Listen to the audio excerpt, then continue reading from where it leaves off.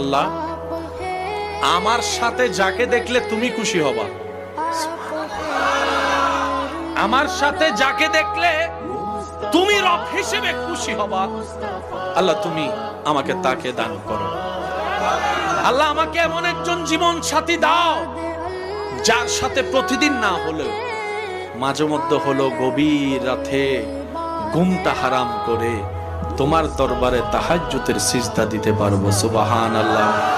আল্লাহ আমার জীবনে এমন একজন নিয়ামত দাও যে ব্যক্তিটা আমার জীবনে আসলে আমার ভাঙ্গা ঘরটাও শান্তিতে রূপান্তর হয়ে যাবে।